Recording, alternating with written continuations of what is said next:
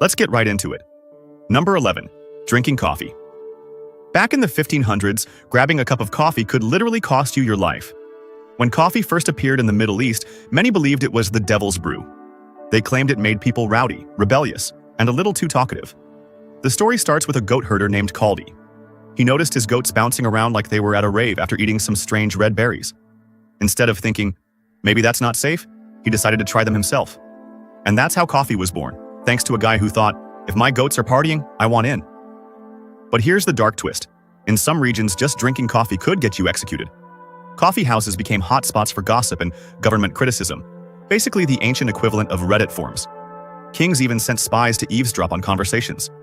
One wrong word with your cup of joe, and you could be thrown into a dungeon. Even in Europe, people were skeptical.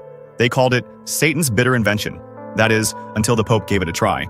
He loved it so much he literally baptized coffee, declaring it too good for the devil. Fast forward 500 years, and now doctors tell us it might help us live longer. From death penalty to health drink, what a glow-up. Number 10. Wearing purple. In ancient Rome, fashion could kill you. Wearing purple was reserved for emperors alone. Why? Because the dye was ridiculously rare. It came from tiny sea snails called murex. To produce just 1 gram of dye, workers needed around 12,000 snails. The process was disgusting too, cracking open snails, squeezing out drops of goo, then letting it rot in the sun. The stench was so awful dye factories were built outside city limits. But the result? A color so vibrant it never faded. A single purple garment cost a year's wages, and the emperors weren't about to let commoners flex. They even had officers patrolling the streets, checking for unauthorized purple. A small stripe could get you executed, or worse, tossed to the lions. So next time you rock a purple hoodie at the mall, remember, you're flexing harder than Caesar ever did, and nobody's going to kill you for it. Number 9. Being left-handed. In medieval times, being left-handed marked you as suspicious, maybe even evil. People believed the devil was left-handed, so naturally, anyone who wrote or ate with their left must be in league with him. The word sinister itself comes from the Latin for left. Teachers would tie kids' left hands behind their backs, beat them with rulers, or even burn the hand to save their soul. During witch hunts, being left-handed was enough evidence to brand you as a witch, and we all know how those trials ended. In some African tribes, cooking with your left hand was considered deadly. They believed it poisoned food. Shockingly, this isn't ancient history. Many grandparents today still remember being punished in school just for being left-handed. Number 8. Eating potatoes. When potatoes first came to Europe, people thought they were poison. They wouldn't even feed them to livestock. To be fair, parts of the plant are toxic. The leaves and stems contain deadly chemicals, and potatoes stored the wrong way release toxic gas that can kill in an enclosed space. King Frederick the Great of Prussia had to trick people into eating them. He planted fields of potatoes, placed guards around them by day, then secretly told the guards to leave at night. Seeing the guarded fields, peasants assumed the crop was valuable and began stealing and planting them themselves. Reverse psychology worked. Marie Antoinette even wore potato flowers in her hair to make them fashionable. Eventually, potatoes became a staple, though, as the Irish famine later proved, relying too heavily on them came with risks. Number 7. Public kissing. In 1562, Naples, kissing in public was punishable by death. Officers patrolled the streets on the lookout for affectionate couples, and one caught kiss could mean a trip to the executioner. In 1439, King Henry VI banned kissing across all of Britain, fearing it spread disease. This is the same king who later went insane, so maybe not the best medical authority. Even in 1910, France, train station kisses were outlawed, not for morality, but because couples lingered so long that trains kept leaving late. Imagine France banning kissing. That's like Switzerland banning chocolate. Number 6. Coin clipping. Back when coins were made of real silver and gold, clever folks figured out they could shave tiny pieces off the edges. Collect enough shavings, melt them down, and you had free money. Others drilled coins, filled them with cheaper metal, or shook bags of coins to collect the dust.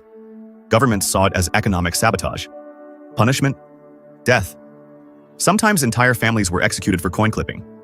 It got so out of hand they brought in Isaac Newton, yes, the gravity guy, to fix the problem. He introduced ridged edges to coins, making it obvious if someone shaved them. That simple design choice saved lives. Number 5. Growing a beard. In certain eras, growing a beard was basically announcing rebellion. Rome had beard patrols, who would shave you in the street, often taking skin along with the hair. Peter the Great of Russia took it even further. He forced nobles to line up so he could shave them himself with a rusty razor. Refuse? You'd lose your head, literally. Those who wanted to keep their beards had to pay a tax and carry a token engraved with the phrase, "The beard is a useless burden." Without it, police would shave you on the spot. Facial hair was basically a government-permitted luxury. Number 4. Skipping church. Missing Sunday service was more than bad manners. It was a crime.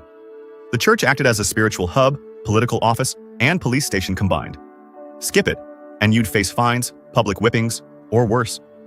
Church officers patrolled the streets, dragging out anyone hiding at home. Colonial America even had stocks and outdoor cages where offenders sat on display like zoo exhibits. In some places, mandatory church laws lasted until the 1960s. Number 3. Sleeping in church. Dozing off in church was dangerous. Some parishes hired tithing men who carried sticks, one end sharp, the other padded. They'd jab men with the sharp side and whack women with the soft end if they caught them nodding off. Puritans believed falling asleep was a sign of demonic possession. Repeat offenders sometimes faced exorcism, fire included. All because the sermon was just a little too long. Number 2. Marrying outside your class.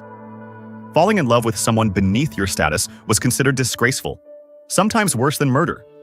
Families staged kidnappings to stop elopements, cut off children financially, and even held mock funerals, pretending their child had died rather than admit they married down.